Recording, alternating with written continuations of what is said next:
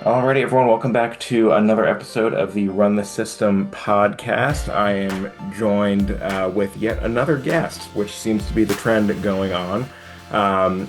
This week, I am joined with Ozzy Gerard, as you might know him on Instagram, a endurance athlete. Is that the best way to describe you? Uh, Come to be more of an endurance athlete. Yeah. Endurance athlete by duress, as I call myself. Yeah. So thank you very much for joining and coming on the pod this week. I'm very excited to have you on as a guest and get talking about some of the stuff that you've been doing. Yeah. Thanks for the invite. I'm excited. Absolutely. So I always like to start these guest episodes by letting the guests kind of introduce themselves a little bit and talk about kind of how they got into running and I guess in your case, getting into endurance sports. Well, first off, it was I want to say back in October or September. It was probably late September. I've always wanted to do a marathon, and I find that it's easier to do hard things when you become extremely impulsive. So one morning I woke up and I saw an ad for the Phoenix Marathon, which was the first year that Phoenix is doing a marathon. And I was like, you know what? If I don't sign up, I'm never going to start running. And so I literally just signed up. It was like a $300 copay. And I was like, the more money it is to run, the more reason I have to run because I'm gonna be upset if I don't get that medal. If you paid So for it, you're going to do yeah, it. so I was like, $300 good. That'll force me to run. So I started training. I think I had 8 weeks or a little less than 8 weeks to train for the marathon, and I've never been beforehand. I couldn't even run a mile, so I was like, I really had to like step up and start training. So a little less than 8 weeks, I started running like crazy. I've always been like a big endurance hiker, and I've always been an outdoorsy guy. So I I feel like it was a little bit easier for me to get into it. But um, I went to the Grand Canyon, did a Spartan run in between, and then for my first marathon, I finished it in 4 hours and 2 minutes, which my goal was sub 4, but I did have a foot injury because I was increasing my mileage way too much with how little time I had to train. But and then I did my first ultra in March. And then this year I have a whole bunch of ultras planned, and I'm kind of just doing a little bit of rehab because then again I'm increasing my mileage way too much. But yeah, I'm excited to see what this year holds for me. Definitely. So when's the next race and how long is it? So I was gonna run a section of the Cocodona 250 this year, Okay. but I didn't think my knee was ready to do it. So I was gonna do the Mingus Traverse, which was an 80-mile course. Um, but I did a 30-mile run in the Grand Canyon, like mid to late April, and I was like, you know what? I don't think I'm gonna be ready. Mhm. So I decided to postpone that. So in June 20th, I have a 50K that I'm doing just to see how my knee does because I have been doing kneehab, which is what I call it. Yeah, um, fair. and then I have two other 50Ks later this year. I got a 100 miler in January, and I did sign up for the Cocodona 250 next year, which I don't know if I'm gonna get in. If not, then I'm just gonna do one of the smaller races and plan for the following year after. But Is is the Cocodona a lottery system or can you just up and register for it? It's a lottery system, but if you do like the shorter races or you do like volunteering, obviously that ups your odds of getting in Yeah. like significantly. But I think this year is the first year they're doing a lottery system because of how popular it's been. Okay. Awesome. So when you first signed up for your marathon and decided on a whim to do it, what was your kind of training to up the mileage to minimize injury? Well, I had no idea what I was doing. And I none of my friends are into running. I'm like the only one in the like friend group that like is into this kind of stuff. So Hmm. I downloaded Strava and I downloaded the Runna app, Hmm. and it honestly just gave me like a whole entire running plan, and I followed it like to the dime because I'm like, you know what? I feel like these apps are so advanced nowadays that it would work. And I mean, it did a great job. Um, I felt pretty good during the marathon. I mean, the only problem was my foot problem, but I felt like I could definitely have gone sub 4 hour if I didn't have a foot problem. But And what's going on with your foot? Is it just like tendonitis or? yeah, it was a little bit of tendonitis. But what's crazy is that after the marathon, which biggest mistake ever, I took a month off after that marathon. And when I came back, my foot problem was completely gone. And then it switched into a knee problem. Ah, have But you, is there any idea of like what might be causing it? I know like with me when I do up the mileage, there's a lot of like IT band stuff brought on by like a knot in my glute or lower back. I think that's 100% what it is because I've just been doing like a little bit more hip and stability training, and Hmm. I can definitely notice that it's getting stronger. You never know like how it's going to feel until you're like into the 30-mile range or like higher, because Hmm. that's when I like really notice, oh yeah, it's not ready yet. Yeah, and at that point, it's really make or break, where if you push through, you run the risk of doing something really bad and really messing Yeah, yourself up for the future. it's unfortunate. Yeah. So when you're out training for this stuff, like do you take a lot of nutrition with you? Because I know some people also aren't great at nutrition during runs. So what do you kind of do on that aspect? Um, I would say I'm still learning, but I definitely I'm a big math guy, so before every race, I always have everything perfectly planned out for every hour what I'm gonna be eating, and no Mhm. matter what, I force myself to shove that down my throat, no matter how badly I don't want it. Yep. And then if I don't, then I just kind of I have an emergency stack of calories and sodium and things I know I need to eat based Mhm. off what I'm lacking from that hour. But I don't know, it's pretty easy if you have everything perfectly planned out of like, okay, this is going to be the biggest section where I'm doing like a 1,500-foot climb. At this section, I'm going to be burning like a lot more calories. I need to be eating this many more calories. So if you have everything like planned out beforehand, it makes it a lot easier because obviously during the race, you're going to be like completely out of it. Yeah, absolutely. Absolutely. Are there any specific kind of brands that you go to, or do you just kind of grab what you can when you can? I, there's a lot more brands I want to try. But I've been using the Goo brand.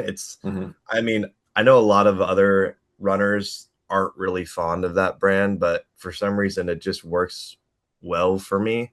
But obviously, um, I can't remember the other name of these other brands that these people are using, but There's Honey Stinger, there's Morton, I've there's used Honey Stinger yeah, before. Those ones do pretty good. Morton, I've never tried. There's so many. I'm gonna honestly just order a bunch of different ones and just yeah, like try them all in one race and see what happens. yeah, yeah. Um, so talking kind of mid-race and stuff, what was kind of going through your head at various points of uh the marathon of kind of did you get in your head at all? What were kind of the biggest struggles and what was the inner monologue throughout that? Well, I the pre-race jitters, I was not expecting that.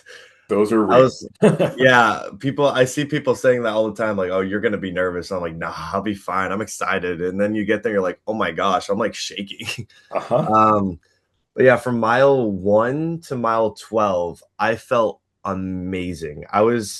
I felt like I could have been running a lot faster than I was, but I was like, obviously you got to go slower because this is a marathon. And I see everyone saying like your first like 3 or 4 miles, like slow it down even more than you would think. So I was trying to like take everyone's advice that I was talking to. And then at mile, I want to say mile 15, that's when my foot was hurting so bad. And I was like, okay, this is like a problem. So pretty much from mile 15 to 26, I was just pushing through like a ridiculous amount of pain. And then mile 18, I like completely bonked.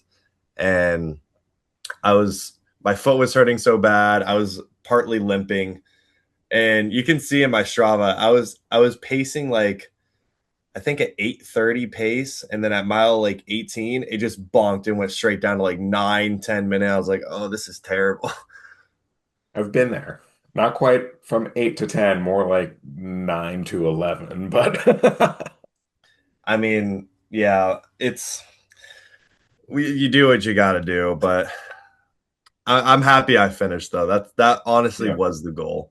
Yeah, absolutely. Especially for the first one, you kind of set it up so then the second, third, and fourth one you can tweak and Yeah, work through and kind of rebuild the system from there. yeah, it's unfortunate, but I mean, obviously, when you're out there, you're going to be super competitive, and you're going to be like, no, I can do better. Hmm. Yeah. But I think it went perfect. Honestly, I wouldn't have changed any of it because I learned a lot from it. What were some of those big takeaways that you got from it? Um, Probably the biggest one is I just because I never actually believed that it was gonna go as well as it did because I had such little time to train for 26 miles. Um, So honestly, I just got like a big self of like reward feeling, being like, wow, I can't believe I trained myself. No one else was there to support me. I mean, obviously I had social media there, like giving me a boost, which Yeah. was nice, but at the end of the day, when you're waking up every morning and you have to be the one to get yourself out of bed and you have to be the one to be like, okay, I have to run 8 to 10 miles today. Like no one's going to be there to be like, okay, like get up, go. So Mm. it's more of like I can't believe I was able to push myself to do that when no one else was there, like holding my hand. So it definitely it was a really rewarding feeling, and it helped me do all the other things I'm planning on doing this year, which are going to suck, but I'm pretty excited. That seems to be the tagline of Yeah. everyone I talk to. It's gonna suck, but I'm gonna have fun. Yeah. Yeah. So if you mentioned earlier that you're the only one in your friend group who is kind of like into running and these endurance sports and everything. Have you started to build a bit of a running community out there since you've started and getting into all these races, or is it still kind of just you? Well, it's I'm kind of making a trend in my like group. So my stepdad, I actually done most of my like strenuous hiking with him. Like anytime I'm at the Grand Canyon or whenever, he's mainly the guy that I go with because I don't know, he loves hiking and he that's kind of our thing. So in June when I'm doing the 50K, I actually signed him up for it for his birthday gift without him knowing, but I did tell him Oh, because he needs to train for it. So I was like, hey, by the way, like you're doing this 50K with me. So I think he's really upset about it, but I think when he finishes it, he's going to be really stoked. Um, and then I signed up, I think, four of my friends up for the Flagstaff Marathon in October. So they're all training for it now. So I'm kind of just forcing my friends to get into it I because was gonna say it sounds like you're dragging them kicking and screaming. yeah, I mean they're gonna hate me, but when they do it, they're gonna have that memory for the rest of their lives. So they'll thank me later. They might You might have to drag them kicking and screaming to the start I line, but might once they cross the finish line, I might they're gonna end up dragging you to the next start line. yeah they won't like me, Eh, but It's fine. down the road. It's fine. Yeah, it's fine. It's fine. Um, so I just completely lost my. Oh yeah. So when you say like, what was the term you used? Like rigorous hiking or something? Like fat fast hiking when you were talking about with your stepdad. Is that different than just like going out on a trail, or is there some type of like particular hike that you do, like backpacking versus just day trips or something? Yeah, I mean, we honestly haven't backpacked that much, but we're like, I don't know, we growing up, we've been like huge, just like out there all day hikers. Like we've done rim to rim to rim like twice. We've done the Kalalau Trail in Hawaii. We just, I mean, we want to get more into backpacking, but we actually want to get more into mountaineering. So I think this year I'm planning on maybe if I can doing Mount Rainier in Washington because I kind of want to get out of my comfort zone. Mhm. Climbing the Matterhorn is like one of my biggest dreams, and so maybe down Matterhorn the would be road, great. yeah, that's a really big goal for me. But um, yeah, I don't know. Growing up, we've always done like, hey, let's go hike this mountain and let's see how fast we can get up and down.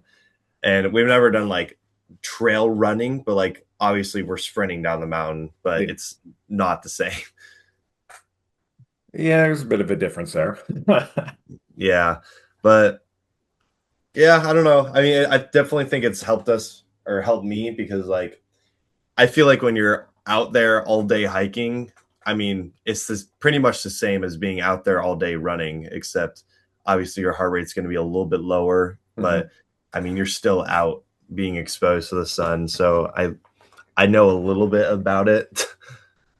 Yeah, definitely.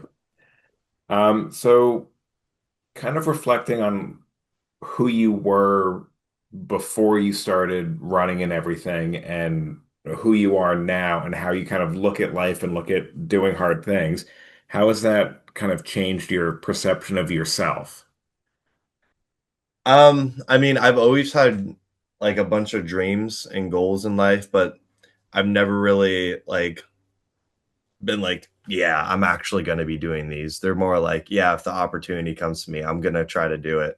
But like after like I know it sounds a little dramatic, but after the marathon I'm like, holy cow, I can actually do these things. Like I mean, obviously a marathon's really hard and a marathon compared to like doing a 250-mile race are completely different, but I feel like if you have the mindset to push through a marathon, you can train your mind to do anything.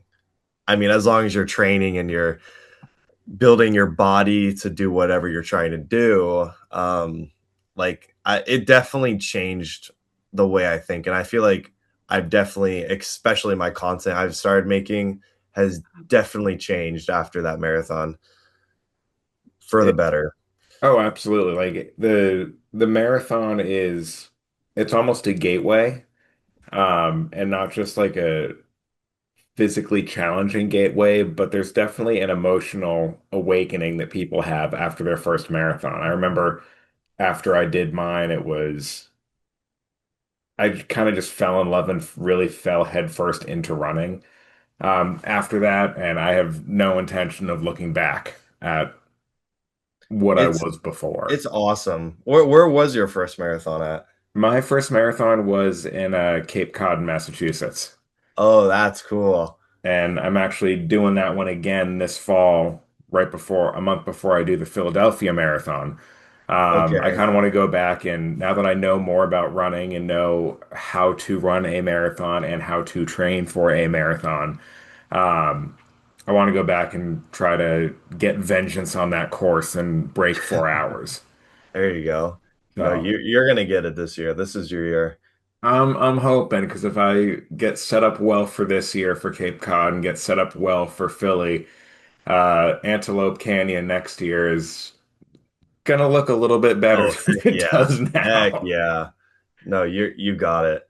Because Antelope will be my first ultra, and I just kind of signed up before I really looked into the terrain, the elevation climb, and the self-proclaimed difficulty level of that I mean, course. that's what you got to do, though. You just got to be impulsive and just sign up. Oh yeah, that's how I've done 90% of the races I've done. It's like, yeah, sure, why not? Let's sign up and do it. What's the worst that There, could happen?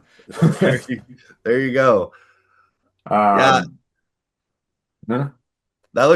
that Antelope Canyon. I keep looking. I keep getting ads for it. I'm like, man, maybe I should just sign up for it. It looks so fun.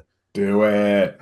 It's just the fact that you're actually able to run through it because I went and toured Antelope Canyon and you're with a guide and like you can't really do like the exploring you want to do because like you're on a time limit and Yeah. everything. But the fact that you're actually able to just run through it like a race, I'm like, that's pretty freaking cool. Right. And as weird as it sounds, I'm looking forward to like climbing up the scaffolding and like out No, of the it's gonna canyon. be so fun. Like I'm really looking forward to that. A few years ago, we were at the Grand Canyon just north of Sedona, and that was just breathtaking. So I can only imagine what it's gonna look and feel like running through one of the Arizona canyons like that. I'm so excited. It's gonna be really cool. Yeah, I have an obsession with the Grand Canyon. It's a problem. I'm there at least twice a year. I don't think that's a problem at all. I would be there every week if I could be. Um, so with kind of Arizona running, when you're running on these trails and doing that stuff, like what's the fear of like rattlesnakes just everywhere? Asking for Yeah, someone who's going to be running a race in Arizona next March. this year or this time of the year is definitely the time of the year that they're out. I honestly I have a huge fear of snakes, which is hilarious because I mean I see them all the time, but I mean a lot of people just forget that they aren't there to kill you. Like when you Mhm. see them, obviously you're gonna be freaked out, and I'm freaked out every time I see them. I jump. I'm like, oh my god, it's a freaking snake. But I keep getting I have to remind myself that like they do not want to bite you. It's like a last resort. Like unless you're stepping on them, they're not gonna bite you. Obviously, don't be playing with them or stuff. But yeah, I mean they're gonna be out and about. I mean I don't really know how common they're gonna be up in Page, but I mean, down in Phoenix, obviously they're everywhere. But yeah, I mean, I think you'll be good. You maybe see one, but Well, I definitely won't be first, so I'm hoping with all of the other people running through before me, it'll kind yeah. of push them off to the sides a little bit. Hoping that happens because I Just really don't need to call my mom from Page Regional Hospital ER saying I middle got of nowhere. punched by a rattlesnake. Yeah, you can just use the other runners as a body shield. That's fair. That's fair. Just moments when I wish I had the force and could just up and push him off to the side. If only. Ah. If only. So looking ahead at this year, you have a bunch of ultras that we kind of hit on. How's your training looking with all of those kind of back to back, if you will, because you can go out and run a 5K every weekend from now until the cows come home, but ultras having multiple stacked up across the year, you have to be a lot more mindful of it. So, what are your perceptions going into racing season this year, and how are you going to modify your training? Well, since I since my ultra, I've only been running like 10 miles a week. I haven't really been upping miles at all because of my knee. My longest long run since the ultra has only been like I think 7 miles. That was my longest long run. And I've just been kind of like taking it super easy because I don't want this knee to get worse. So pretty much I'm kind of just playing the waiting game until my ultra in June. And if it's everything's good, after that race, I'm just going to be upping the miles before every other race. And if not, then I'm going to tone it down a little bit. But I'm pretty much preparing everything for that 100 miler because I just want to sub 24 hours is my goal Okay. um, for January. I mean, obviously, finishing is the goal, but Yeah. and then from there, obviously, if I finish the 100 miler, I'm instantly gonna be in Cocodona mode if I get in. But we'll see. We'll see where the lottery takes me. One race at a time, one run at a time. Yeah. So are you planning on recruiting and voluntelling your friends that they're gonna be crewing you for these races? I honestly don't know. Like I'm 50-50 on whether or not I need someone to crew me for the 100 miler. Because I mean, 100 miles is a very long distance, obviously, but people run it all the time without crew. So I was just gonna maybe rely on all the people I meet there, like giving me advice and stuff. But um, I honestly don't know. It's gonna be really up to whether or not my friends are like, yeah, I'll run it with you, or if I meet someone that's like, yeah, maybe I'll pace you if you want. Um, but yeah, it's gonna be interesting. It's gonna be just up in the air. I really don't know. I gotta say, you are one of the most nonchalant people I've talked to about just like, yeah, we'll see what happens running a 100 miler and we'll just wing it. Yeah, I mean, that's pretty much what happens every race day. Like, you never really know what's gonna happen, so you kind of just gotta be like, yeah, we'll see, Yeah, I whatever. mean, and there is something to be said for being kind of relaxed about that stuff because a anything can happen on race day. You can have the perfect training block and hit your strides, hit your track workouts, do your cross training, hit your long runs. Everything feels good. Nutrition is perfect. You have that dialed in. You've just broken in your new shoes as much as you need to, and then everything can go sideways on race day. Doesn't matter if it's a Yeah, 5K or a 100 miler. It can all go to hell in a handbasket. yeah, that's what people don't really realize. Like one run, you'll feel great, and then the next day you'll run again. You're like, wow, I can't even like stay in zone two. Like this is a problem. Do So, you do you keep track of the zones that much? Do you do zone training? I've been getting a lot more into it. I mean, when I first started running, I honestly like training for the marathon. I didn't do zone at all. I just did it by based off feeling because I mean, I had a watch that tracked my heart rate, but I never looked at it. And then after the pretty much for the ultra and afterwards, I have been really focusing on my zones. Base mainly because I don't know. I feel like if you do stay in zone two, I mean, I know there's so much controversy in the running community whether or not staying in zone two actually helps your VO2 or not. But I don't know. I feel like one intense run and then like the rest zone two, I feel like it actually does make a big difference. But I don't know. It's a whole like science experiment that it's beyond my knowledge.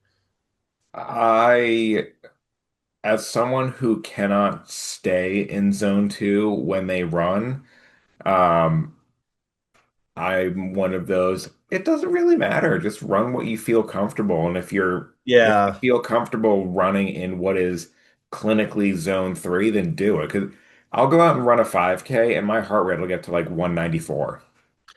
Yeah, see, that's the same thing with my stepdad because I've been trying to help train him. I'm like, yeah, just try to stay in zone two and zone three.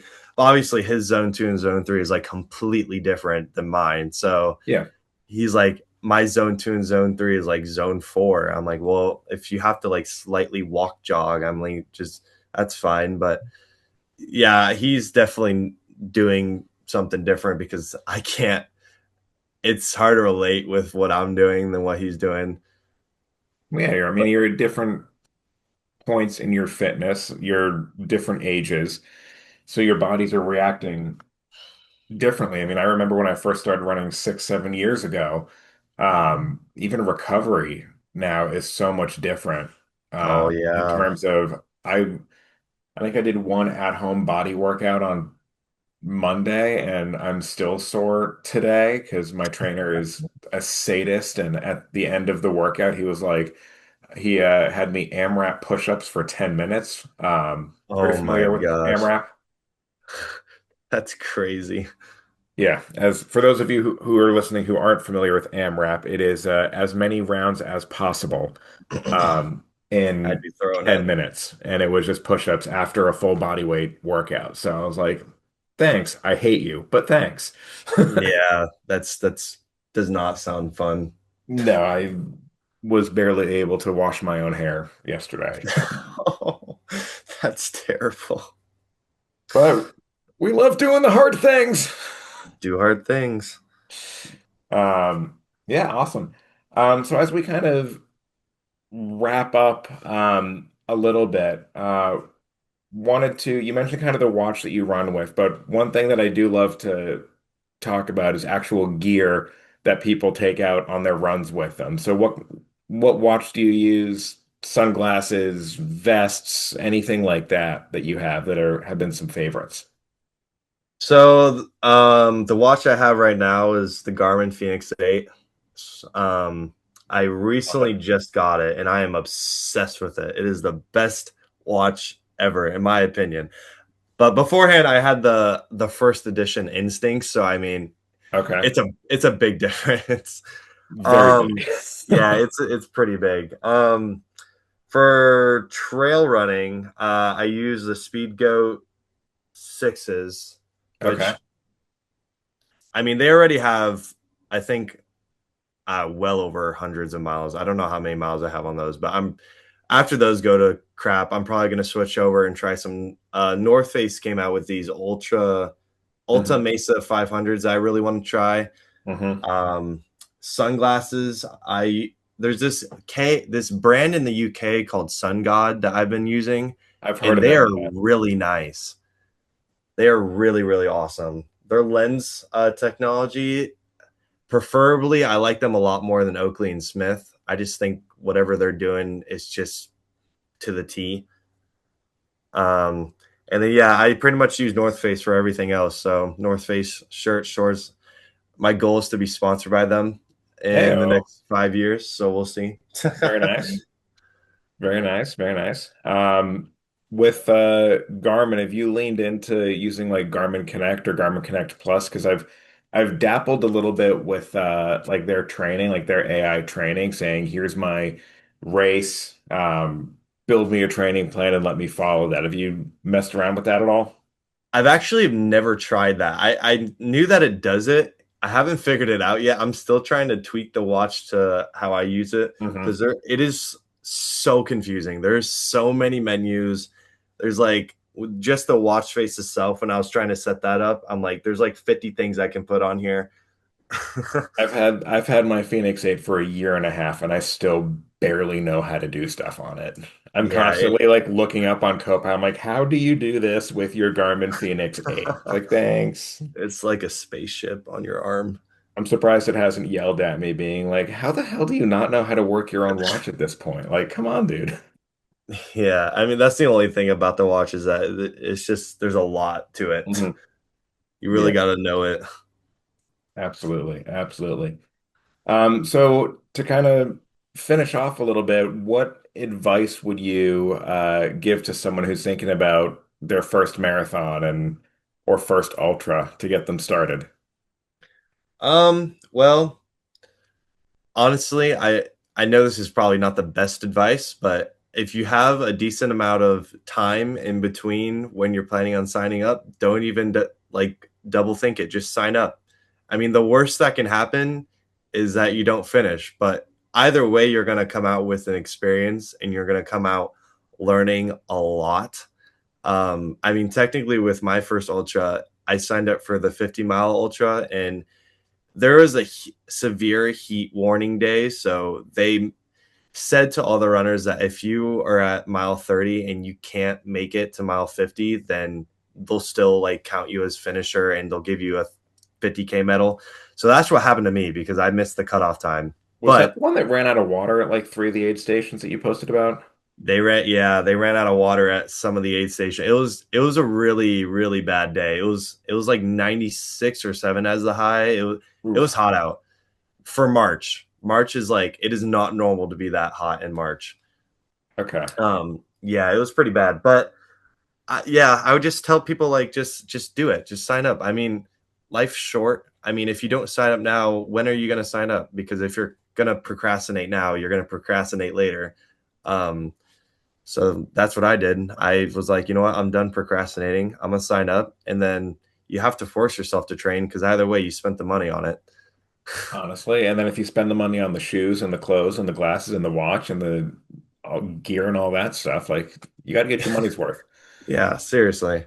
At least $1 per mile of use out of everything. Yeah, just think of it like I don't know, just a money bag, and you just have to. You're catching that money bag. Running is not a cheap sport. I never thought it was. I was like, oh, this is cheap. I already have all the gear. I don't need anything else. And then down the road, I'm like, oh my God, I've spent way too much money on this. I'm spending money on gels every week. Uh-huh. Oh my God, so many And different hobbies. and that's not even like the food budget that goes up because after Oh you my hit like God. regularly like 8 to 10 mile runs, you were just constantly hungry. Like Yeah. there is no satiating oneself at that point. Yeah, it's way more money than I thought it was going to be, But but for a better reason. It's good. it's better than spending all that money on habits that do not improve your body. Yeah, I mean, you definitely would spend more going to a bar than you are running. Yes, absolutely. Over the course of like a year or something. Yeah, and that's like I don't know, I would say like 50% of Americans in my opinion, Oh yeah, I mean probably it's more. even though the general trend with people over 21 is that they're drinking less in this country over the last few years, there's still a massive, massive uh, alcohol It's problem, I guess, yeah, is the way to it, put it. I don't want to say they're all alcoholics, everyone who drinks, but there's definitely room for improvement. yeah, but that's what we're here for. We're making change Absolutely, one podcast episode at a time. one podcast episode at a time. But all right, Austin. Well, thank you so much for coming on and chatting with me. Thank you, Chris. I had a lot of fun.